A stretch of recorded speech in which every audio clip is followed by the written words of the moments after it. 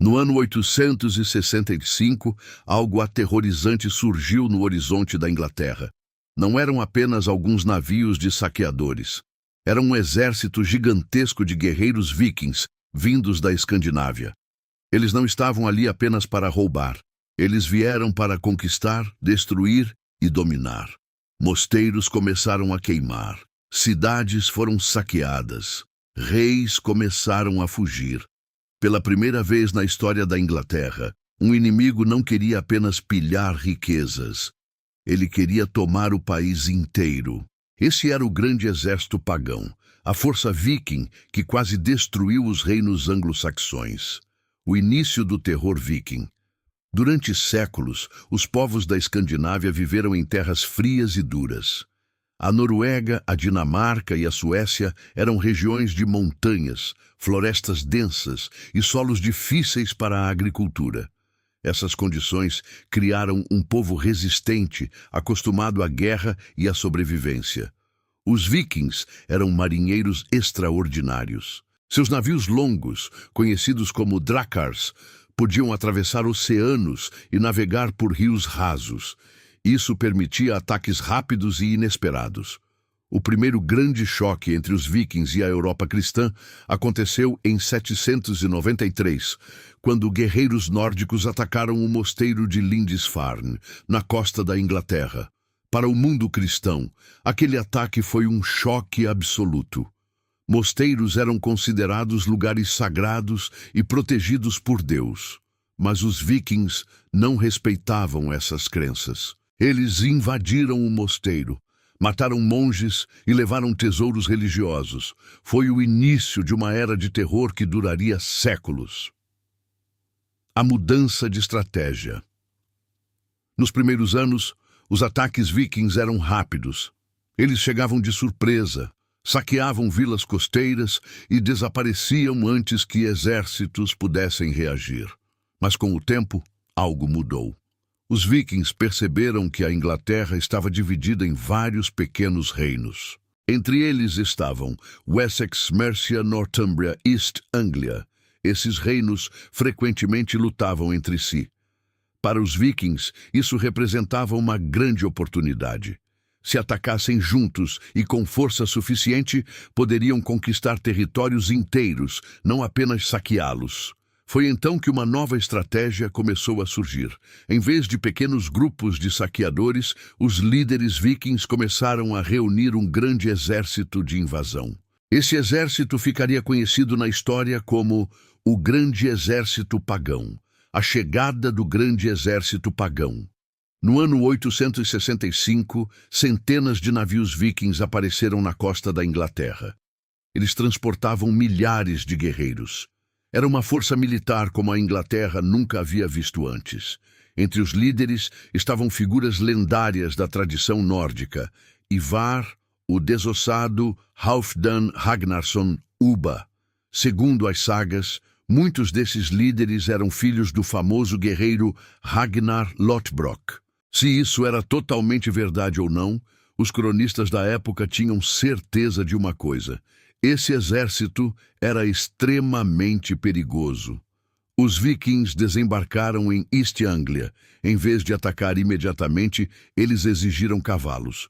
Os anglo-saxões, temendo a destruição de suas cidades, aceitaram. Foi um erro enorme. Agora os vikings tinham mobilidade total, e a guerra estava apenas começando. A queda de Northumbria. O primeiro grande alvo do exército viking foi o reino de Northumbria, no norte da Inglaterra. Naquele momento, o reino estava mergulhado em uma guerra civil. Dois rivais disputavam o trono. Isso deixou o país vulnerável. Os vikings aproveitaram a oportunidade. Em 866, o grande exército marchou para a cidade de York, uma das cidades mais importantes da Inglaterra. A cidade caiu rapidamente. Quando os reis anglo-saxões tentaram retomar York, já era tarde. Os vikings estavam preparados. A batalha que se seguiu foi brutal. Os exércitos anglo-saxões foram derrotados e ambos os reis morreram. Com isso, Northumbria praticamente deixou de existir como reino independente. Foi a primeira grande vitória do grande exército pagão. mas estava longe de ser a última. O reino que tentou resistir. Depois da queda de Nortúmbria, o exército viking voltou sua atenção para Mércia, um dos reinos mais poderosos da Inglaterra. Os anglo-saxões tentaram resistir. Fortificações foram preparadas, exércitos foram reunidos. Mas os vikings tinham algo que seus inimigos não tinham: experiência em guerra constante. Eles haviam lutado em dezenas de campanhas por toda a Europa.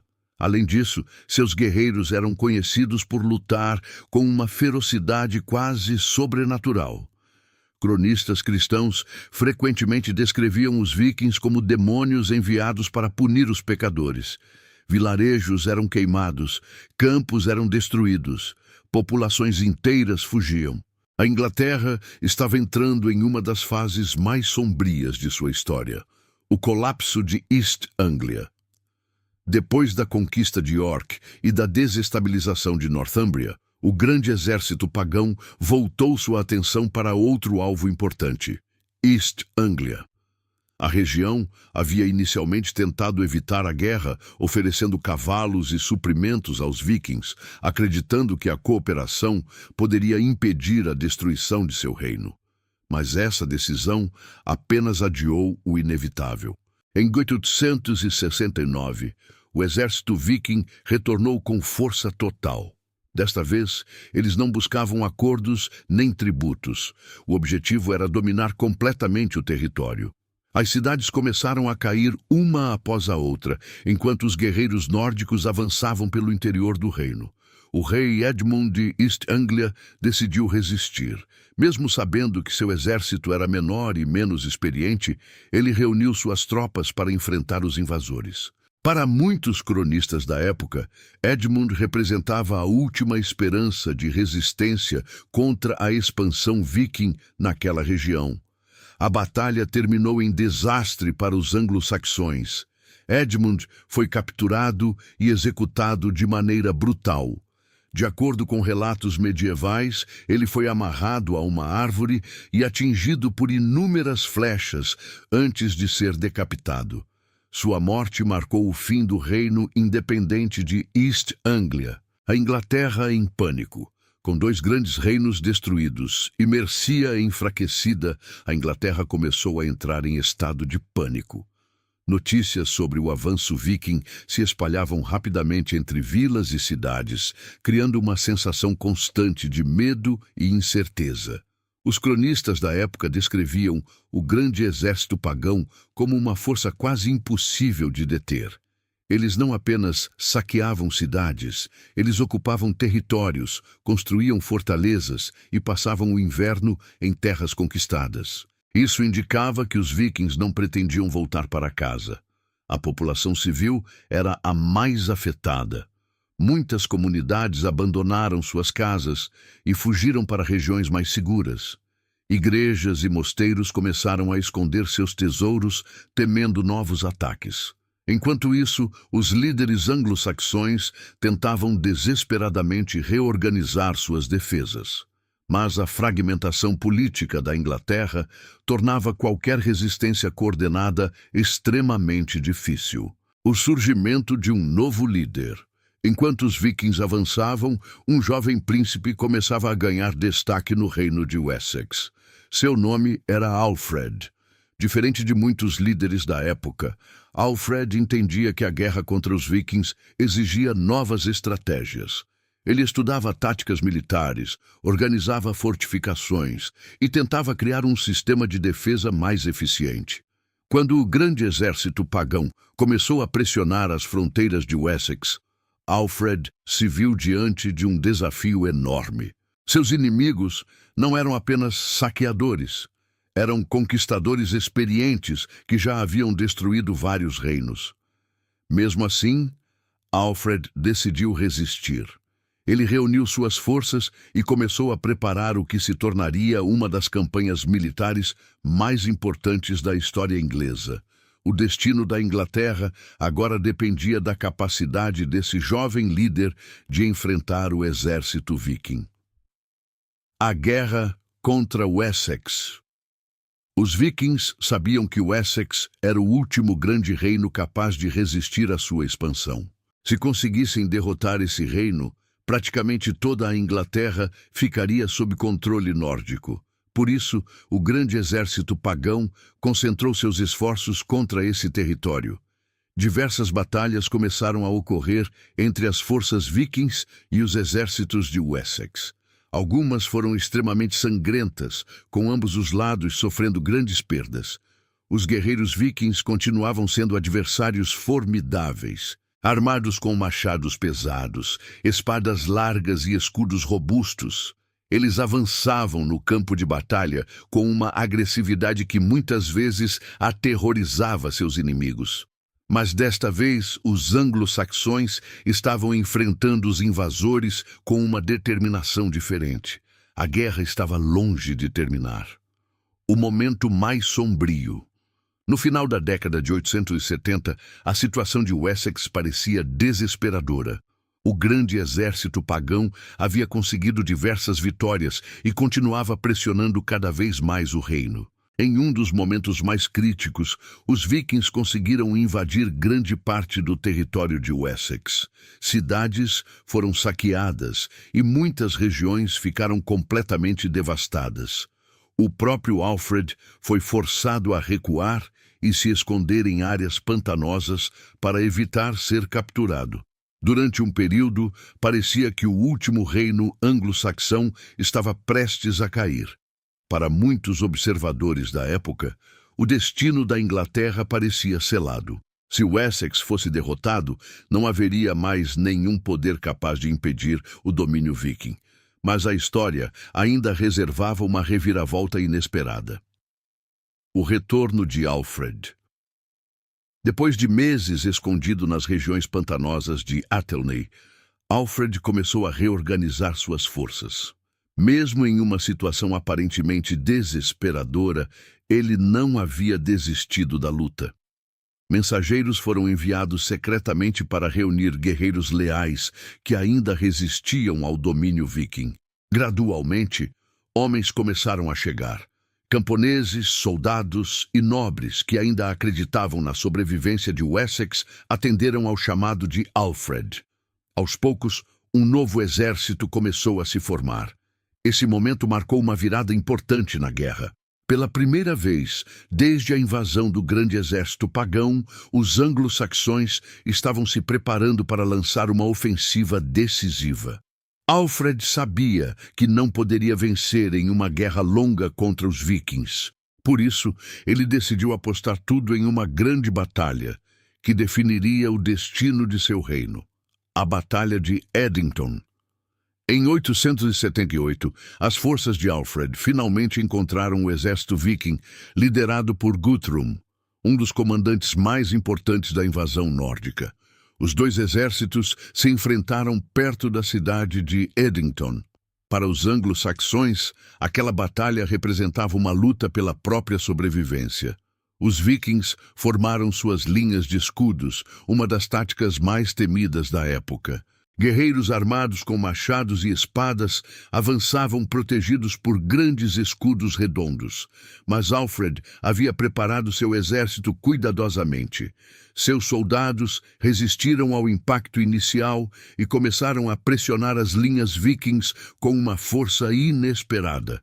Depois de horas de combate brutal, algo surpreendente aconteceu. Os vikings começaram a recuar.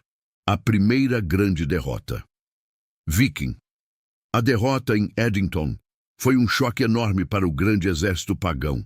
Até aquele momento, os vikings haviam vencido quase todas as grandes batalhas contra os reinos anglo-saxões. Agora, pela primeira vez, eles haviam sido derrotados de forma decisiva. Guthrum e seus homens recuaram para uma fortaleza próxima, onde ficaram cercados pelas forças de Alfred. Sem suprimentos suficientes e sem possibilidade de escapar facilmente, os vikings começaram a perceber que a situação estava se tornando insustentável. Depois de semanas de cerco, Guthrum tomou uma decisão inesperada. Ele pediu paz.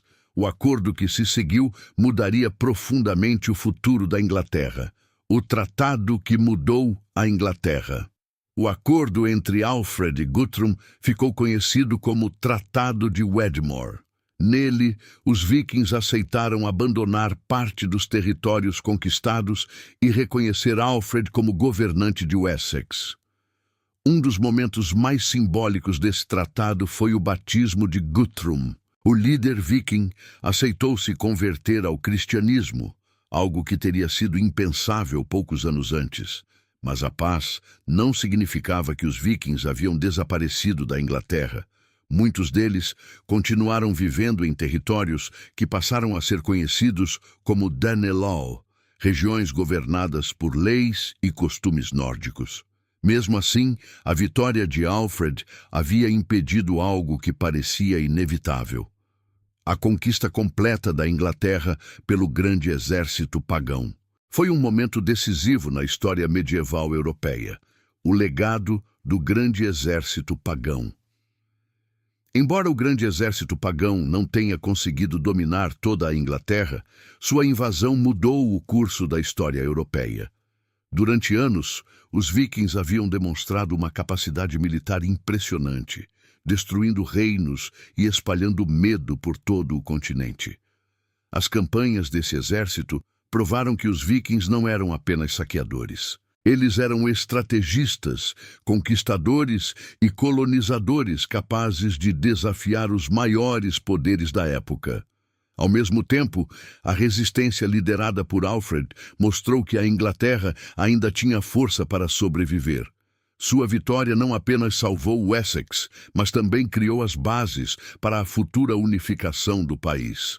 Nos séculos seguintes, a influência viking continuaria presente na cultura, na língua e nas tradições da Inglaterra. Mas a história do grande exército pagão permanece como um dos capítulos mais dramáticos da Idade Média. Um momento em que um exército vindo do norte quase mudou completamente o destino de um país inteiro.